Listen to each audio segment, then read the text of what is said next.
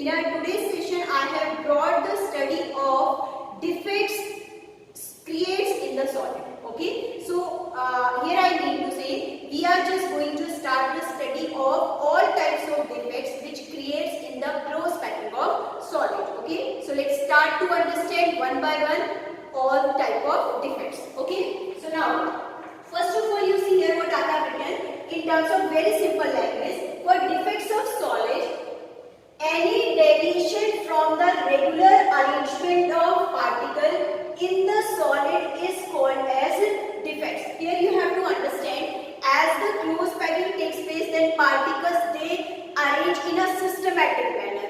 When they arrange in a systematic manner, suppose due to some reason, maybe the heating effect, some particles are missing and they are moving and they are leaving their position. So in that cases, some defects arises in the close packing of solid. So that we call it, this is the imperfection or the defects creates in the solid. Okay, so actually there are two types of defects which can create in the solid.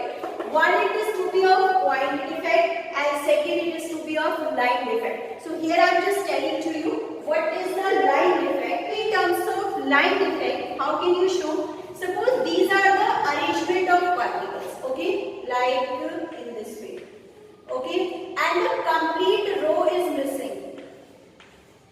This complete row is missing, so that creates the line defect. But the study of line defect have not been included in your syllabus. So here we have to study all type of point defect in detail. Okay. So here we have to understand point defect. What happens when the particles that missing from its cylinder side? So simply you can say this is a point defect. Okay. Now they have been divided into two main types, three main categories.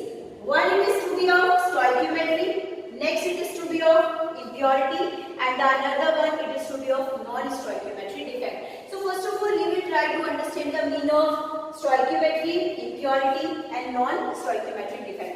As it is getting clear from the impurity, means some foreign particles will enter in the solid or the close packing of solid, so that impurity defect will create. In the stoichiometry defect, what happens? Actually, the ratio of cation and anion does not change. Okay, this ratio will not change, but here the ratio of cation and anion will changes in terms of non-stoichiometry defect. So actually, this defect have been divided into two main categories. One, it is to be of non-ionic, and next it is to be of ionic. So that we have to understand. Here I am just telling. Actually, they both the defect they look like in the similar way, but there is a big difference. Non-ionic category that have been divided into two main types, vacancy and interstitial. So first of all, we will understand what is the vacancy defect. Okay, suppose you see here I am just making a figure for you that you have to understand. So suppose this is the arrangement of particles. Now, so these rows I have mentioned, this is the arrangement of particles. So suppose the one particle is missing from this side. Suppose here I am darkening that portion. This particle is missing and it is leaving its lattice side. So this creates a vacancy defect, and due to this density of solid decreases. That we have to understand. Density of solid decreases. In interstitial defect, what happened? Some of its particle that adjacent in its adjacent interstitial side. So you see here, suppose this particle arrangement. Here I am showing like that. This is of non-ionic category, so cation and anion I am not writing here. Okay. Suppose some foreign particle, this is the interstitial side that you have to understand. So suppose it is adjacent in its interstitial side. So due to this, density increases. That you have to understand. Okay. So here I am telling some particle will be missing and creates a vacancy. So this is of vacancy defect, and due to this density decreases. And if some of its particle adjusts in its interstitial side, so that is to be known as interstitial defect, but these two categories goes in the non-ionic solid. Here I am not talking about ionic solid. Ionic solid that goes KCl, NaCl. Okay. So now, because of this, density increases. So this is of interstitial defect. Now we are coming on ionic category. Actually, in terms of ionic, the defects have been divided into two main categories. One, it is to be of Schottky defect, and second, it is to be of frenkel defect. So here we will study in detail with the help of figure. Here I am just telling. Suppose this is the arrangement of cation and anion. See it properly.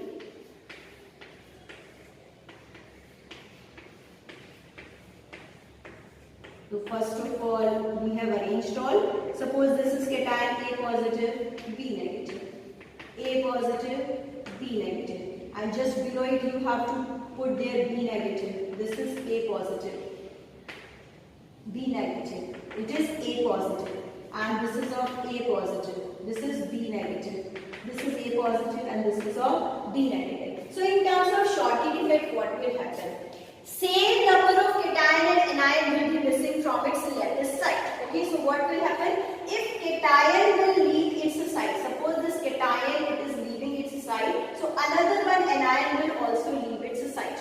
Is it clear? So that you have to understand, one cation I have replaced from its side and one anion will also move from its side. So actually one cation and anion to maintain the neutrality of the crystal, actually what is happening, if cation is moving from its lattice side, so anion will be also moving from its lattice side. So actually, and this is creating an ionic solid, so that is to be known as Schottky defect. And because cation and anion they are moving from its lattice side, so that density decreases. Here you have to understand, density decreases. Okay, so this is a type of Schottky defect. Okay, so important point which you have to keep in your mind, same number of cation and anion will be missing from its lattice side. Now in frenkel defect, what will happen? So you see here that will also arises in terms of ionic solid. So this is of, suppose this is the arrangement of cation and anion. So you see here, suppose A positive, B negative. Again I am showing here A positive, B negative. So here B negative, A positive. So now again B negative, A positive. A positive, B negative. A positive and B negative. So this is the arrangement of particle. Okay. Now, if what will happen? One of its cation that will missing from its lattice site. This A positive that is moving from its site and that will adjust in its interstitial site. Is it clear? That is leaving, cation is leaving its lattice site and that will adjust in its interstitial site. These sites are to be interstitial sites. So because of this, no change in density.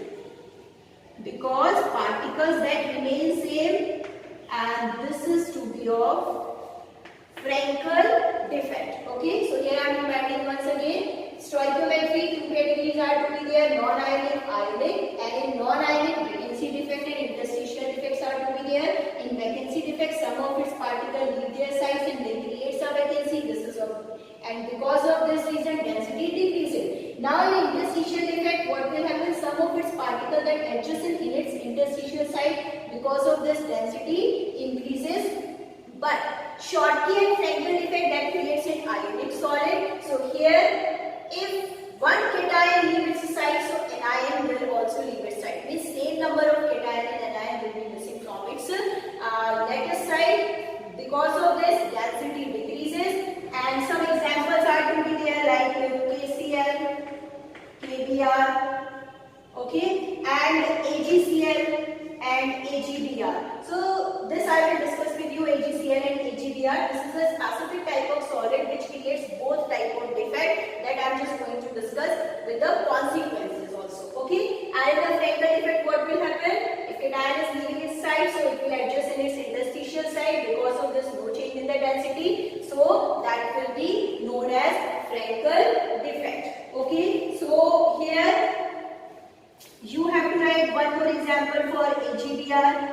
AGVR you can write in terms of frenkel defect also, because AGVR it is the solid which shows both type of defect. Here I am telling AGVR, it is the example which shows Schottky as well as frenkel defect. Okay, so I think you all have got it, all type of stoichiometric defect. That's all for today's session. In the next session we will study in detail all types of non-stoichiometric defect and impurity defects. Till then, goodbye and have a nice day.